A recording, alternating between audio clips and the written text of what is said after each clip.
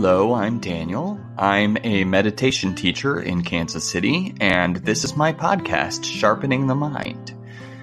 The teachings in this podcast are free of charge, but of course, if you feel compelled to make a donation, you can do so by clicking the link in the show notes.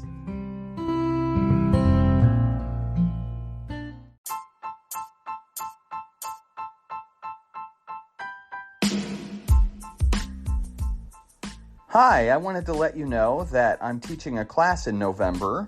It's an online class for the Jigme Center Buddhist community, and this class is on the Dhammapada, or the teachings of the Buddha, which is an old foundational Buddhist text about what we can do to live a more awakened life. That's what it's about. It's not about something to believe, it's about something to do. And I like to think of it as Buddhism Unplugged because it's such an old text, and it's before a lot of the growth and change that has happened in the Buddhist tradition. So this class starts November 2nd, and it's going to go for 4 Wednesdays, and it's online. And it'll be at 7:45 p.m. Central Time. And to get more information, please go to rimecenter.org/classes. And by the way, Jigme is spelled R-I-M-E. Okay? So rimecenter.org/classes. Thank you.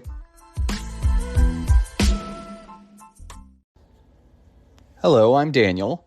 This is part of a series of teachings from Jigme Lingpa's Steps to the Great Perfection, which is a Tibetan Buddhist text that is a few hundred years old. It's from the mind training tradition of Tibetan Buddhism in the Dzogchen lineage, and you don't need to know all that. There are 7 of these, so I'm going to be doing 7 episodes like this. And this is the first one. The first mind training in the Dzogchen tradition is Contemplating Impermanence. Contemplating Impermanence. A text called the Child Scripture says, reflect on the fact that all conditioned phenomena are impermanent. We tend to think that we can hold on to things, but we can't. The truth is that we are losing things all the time, and we know that. We all know that. You can't hold on to anything in this world. This could easily frighten us, or we can work to keep in mind that this means the things we don't like also pass. The things we don't like pass too. Reflecting on impermanence helps us to not try to cling so tightly to everything all the time. It also helps with our tendency towards self-obsession. Longchen Rabjam, an important teacher in this tradition and the inspiration for Jigme Lingpa, he said, without getting distracted even for a moment, ask yourself wholeheartedly, I wonder if I will die this evening or perhaps tomorrow. All sentient beings that you see will die as well. So meditate on the thought, when will these beings pass away? Contemplating in this way will help you see that all conditioned phenomena are impermanent by nature.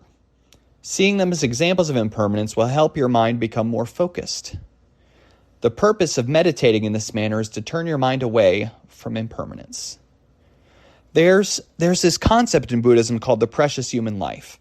And the idea behind that is that we shouldn't waste our lives. We could die at any time. We're lucky to be born in this time and place, really, because historically we could have been born into far worse circumstances. No matter what's happened to us, that's probably true. And that's something we can reflect on. We could die at any time, so this means that living in the best way we can is something that we should take seriously. Don't waste your life. Impermanence applies to us too, and we arise and pass away just like everything else. Jigme Lingpa says, carefully consider that nothing has the power to stay still, even for a moment. Cultivate intense diligence if your hair were on fire. Be sure to take advantage of this opportunity. So, that is the talk on the mind training of impermanence, and what follows will be a guided visualization practice. Hey, have you ever wanted to have your own podcast? If you haven't heard about Anchor by Spotify, it's the easiest way to make a podcast with everything you need in one place. I'll explain. Anchor has tools to allow you to record and edit your podcast right from your phone or computer. When hosting on Anchor, you can distribute your podcast on all sorts of listening platforms, including Spotify and Apple Podcasts. It's everything you need to make a podcast all in one place. Download the Anchor app or go to anchor.fm to get started. Hello, I'm Daniel. What follows is a guided meditation from the text Steps to the Great Perfection by Jigme Lingpa. And this particular meditation is in the impermanence section. So this is an impermanence guided meditation. This is one that's really heavy with imagery. So if you really don't connect with meditations that have a lot of imagery, then you may find very quickly that this is not for you. And that's okay. So find your position and sit down in a way that's comfortable and at ease, and close your eyes. Begin by taking 3 deep, heavy breaths.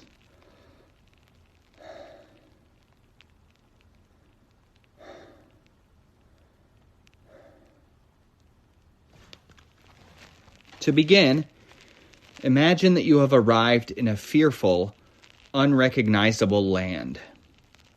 An extremely vast plain devoid of human activity, with only the sound of the blowing wind and rustling grass around you. You are completely forlorn and you do not know what to do.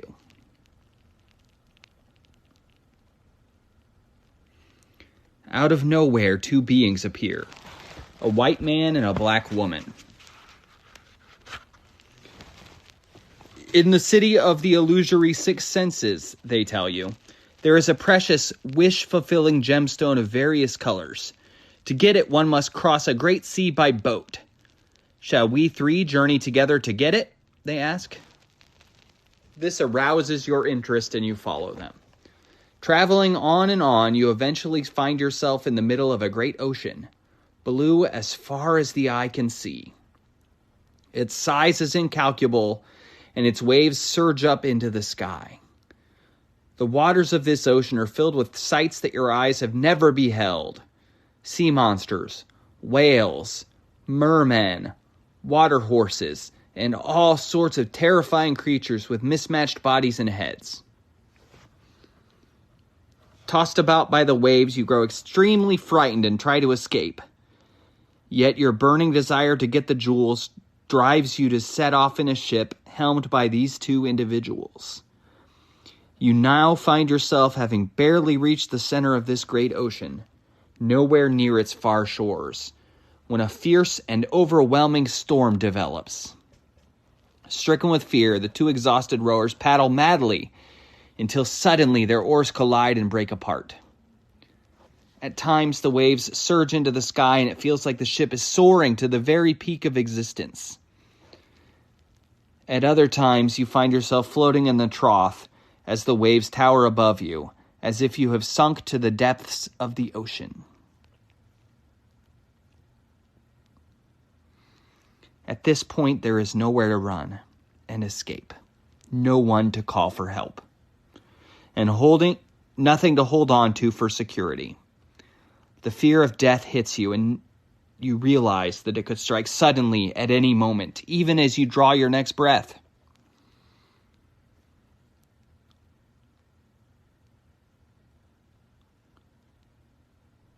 Since you've never given any thought to your own mortality, you lack the confidence that comes from practicing the Dharma.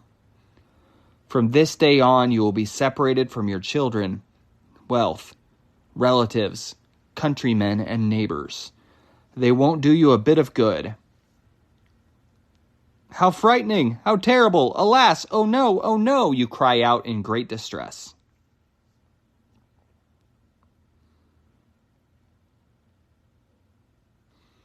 In the midst of all your cries and lamentations, your kind guru appears in the sky before you in the form of the great master of Odhyana, Pema Totrengsal. Swaying in a gentle dance, he exclaims, "You have believed that samsara is like a wish-fulfilling jewel, but it is painful by its very nature. This is what happens when you never think about your mortality. Your present perception that clings to things as real and solid stems from the ignorant belief in the notion of an individual self. The deceptively seductive men and women you met are your innate and imputed ignorance. This great ocean is the boundless ocean of samsara, or suffering. The ship is the aggregate of your defiled illusory body, which is as fragile as a water bubble.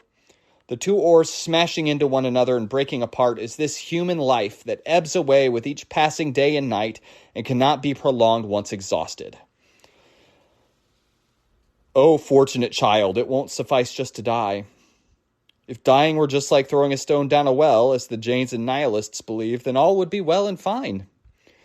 But even the smallest of the positive and negative acts that you've accumulated will affect you without fail, like a plumb line dropped straight down. What are you going to do? Hearing this, your fear and suffering intensify, and you pray with one pointed concentration to your guru.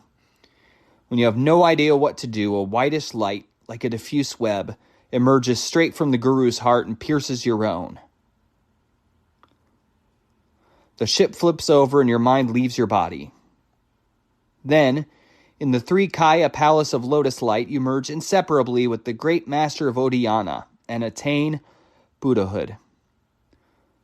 Through this, you have the good fortune of being able to lead all the sentient beings that are tormented by the fear of causes such as these. Once you have imagined all this, relax and leave your thoughts of the three times to themselves, without support. Then, whether your mind is active or at rest, simply maintain a state of mindful awareness. And we'll sit here trying to maintain mindful awareness for just a few minutes.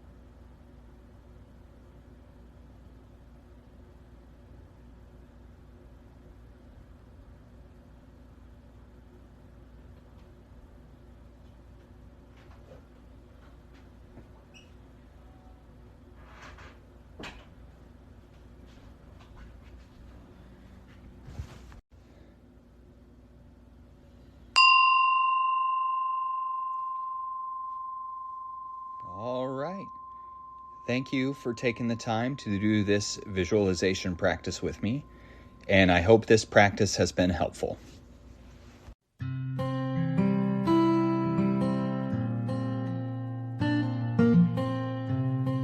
Thank you for listening, and have a good day.